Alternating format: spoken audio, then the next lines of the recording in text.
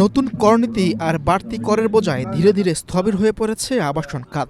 এমন দাবি করে রাজশাহীতে সংবাদ সম্মেলন করেছে real estate and developers association.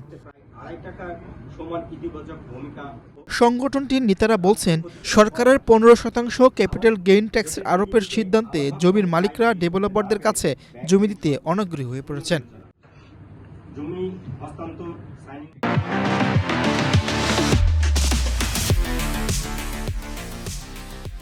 জমির মালিককে সাইনিং মানি থেকে শুরু করে উত্তরাধিকার সূত্রে পাওয়া জমি এবং বিক্রির প্রতিটি ধাপে 15% কর দিতে হচ্ছে।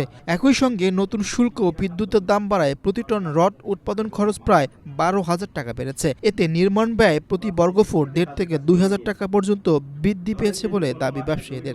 এখানকার আবাসন বাজার সম্পূর্ণভাবে মধ্যবিত্ত উচ্চ মধ্যবিত্ত শ্রেণীর উপর নির্ভরশীল, কিন্তু 2026 সালের নতুন করনীতি, প্রস্তাবিত বাজেট এবং অর্থনৈতিক মন্দার কারণে এই সম্ভাবনায় খাতটি এখন গভীর সংকটের মুখোমুখি।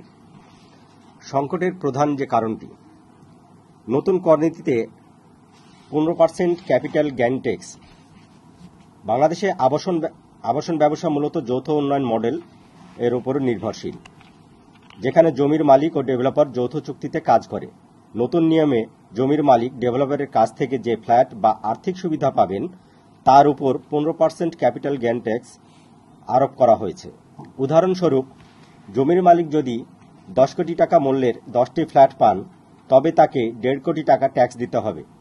সাইনিং মানি, উত্তরাধিকার সূত্রে প্রাপ্তি এবং পরবর্তীতে বিক্রির প্রতিটি ধাপেই 15% ট্যাক্স প্রযোজ্য হবে।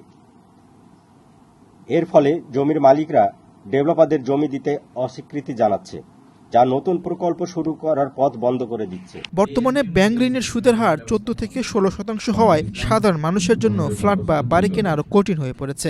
আবাসন খাতের সঙ্গে প্রত্যক্ষ ও পরোক্ষভাবে 269টি সহযোগী শিল্প জড়িত। ফলে এই খাত স্থবির হয়ে পড়লে এর প্রভাব পড়বে পুরো অর্থনীতিতে বলে জানান সংগঠনের নেতারা।